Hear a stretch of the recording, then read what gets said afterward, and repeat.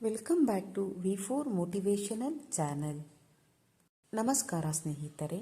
ಜೀವನವೇ ಮಹಾಭಾರತ, ಅಂತರಂಗವೇ ಕುರುಕ್ಷೇತ್ರ, ಗುಣದೋಷಗಳೇ ಪಾಂಡವ ಕೌರವರು, ಜೊತೆಗೆ ಸದ್ಗುಣಗಳಿಗೆ ಸಾರಥಿಯಾಗಿ ವಿವೇಕ ಎನ್ನುವ ಶ್ರೀಕೃಷ್ಣ.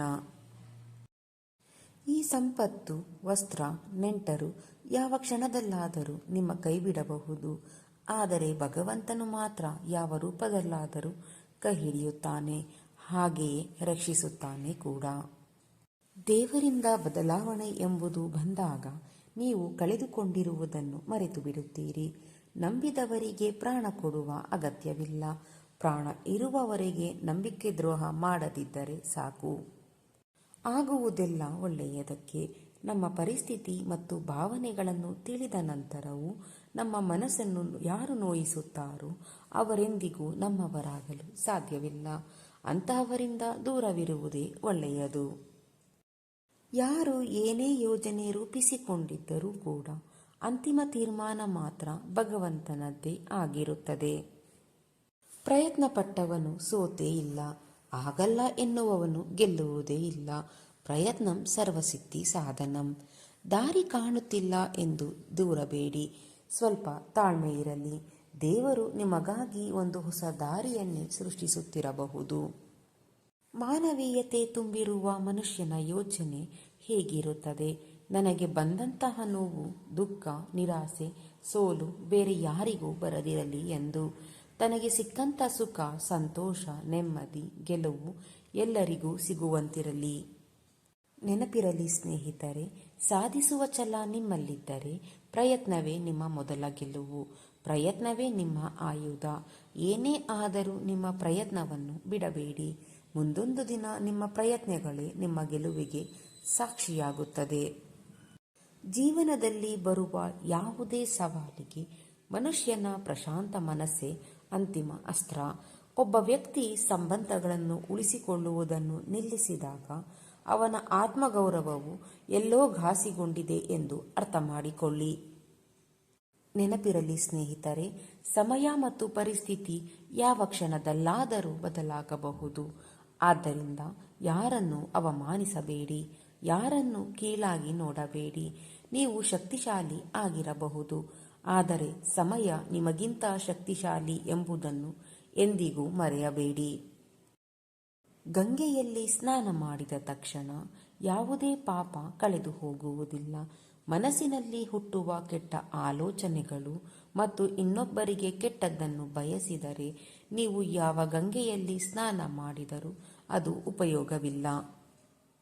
ಒಮ್ಮೆ ನೇರವಾಗಿ ಇದ್ದುದನ್ನು ಇದ್ದ ಹಾಗೆ ಮಾತನಾಡಿ ನೋಡಿ. ನಿಮ್ಮ ಜೊತೆಯಲ್ಲಿ ಯಾರೂ ಇರುವುದಿಲ್ಲ.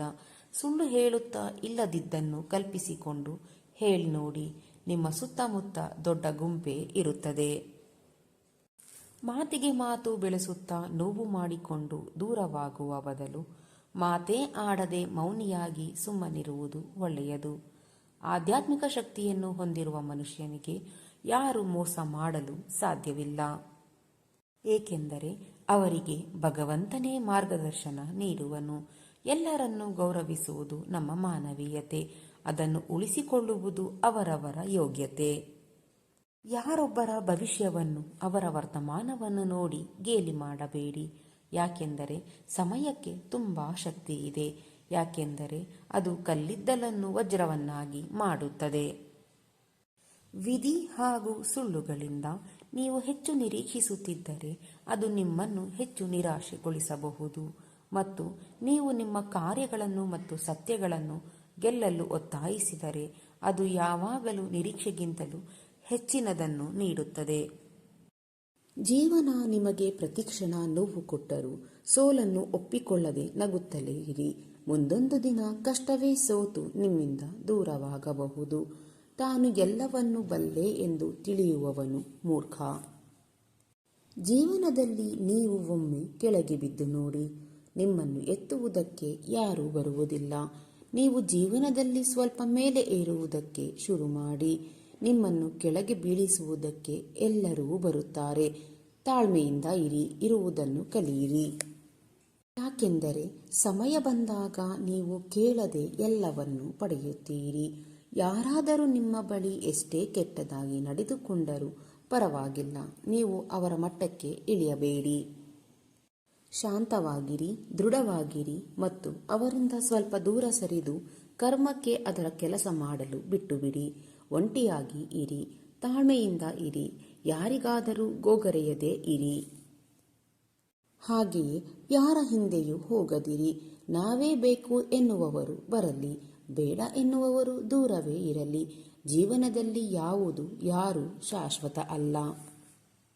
ದೇವರು ನಿಮಗೆ ಬೇಕಾದ ಜನರನ್ನು ನೀಡುವುದಿಲ್ಲ, ಆದರೆ ನಿಮಗೆ ನಿಜವಾಗಿಯೂ ಅಗತ್ಯವಿರುವ ಜನರನ್ನು ಮಾತ್ರ ಖಂಡಿತ ನೀಡುತ್ತಾನೆ.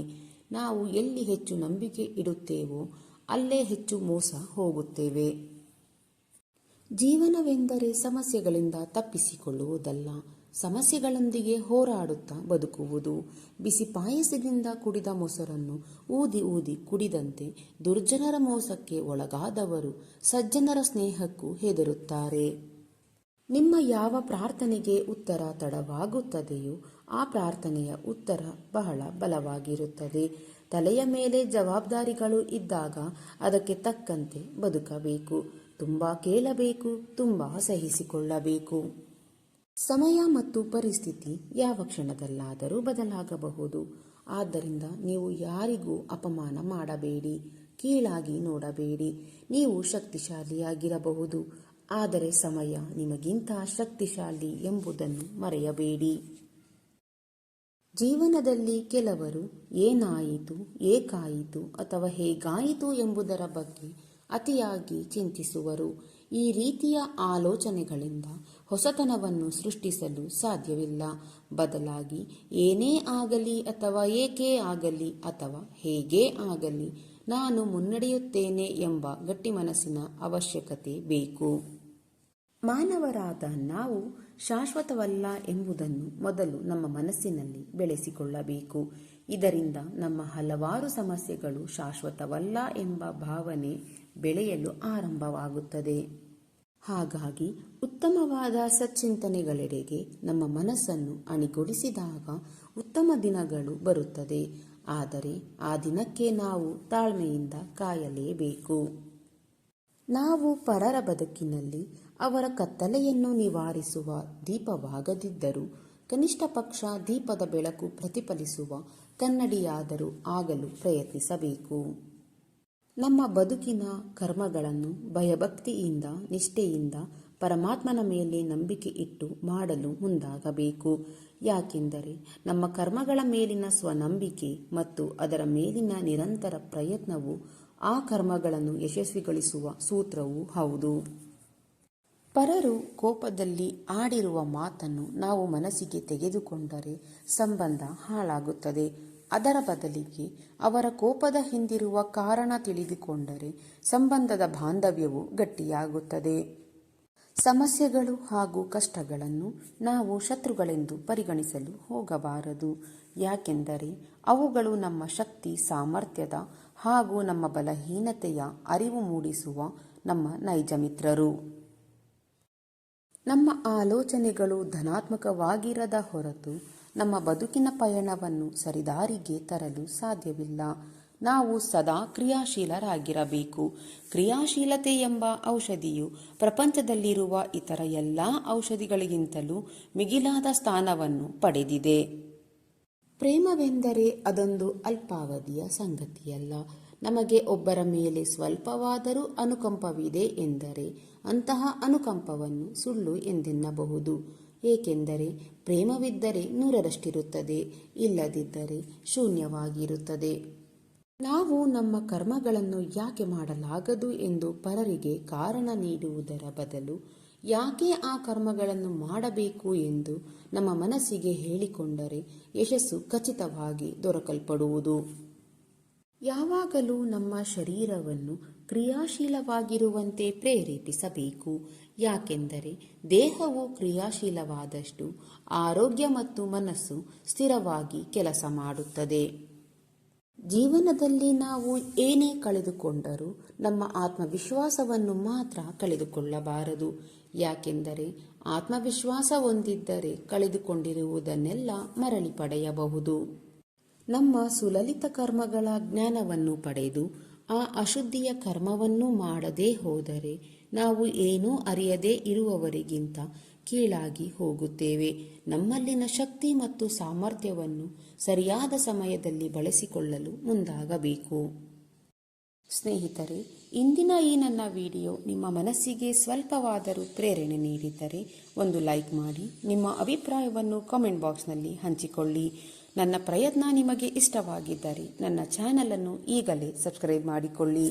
ಹಾಗೆಯೇ ಹೈಪ್ ಬಟನ್ ಮೇಲೆ ಕ್ಲಿಕ್ ಮಾಡುವುದರ ಮೂಲಕ ನಿಮ್ಮ ಬೆಂಬಲ ನೀಡಿ. ನಿಮ್ಮ ಬೆಂಬಲವೇ ನನ್ನ ಶಕ್ತಿ. ಮತ್ತೆ ಮುಂದಿನ ವಿಡಿಯೋದಲ್ಲಿ ಇದೇ ರೀತಿಯ ಹೊಸ ಮೋಟಿವೇಶನಲ್ ಮಾಹಿತಿಯೊಂದಿಗೆ ಭೇಟಿಯಾಗೋಣ.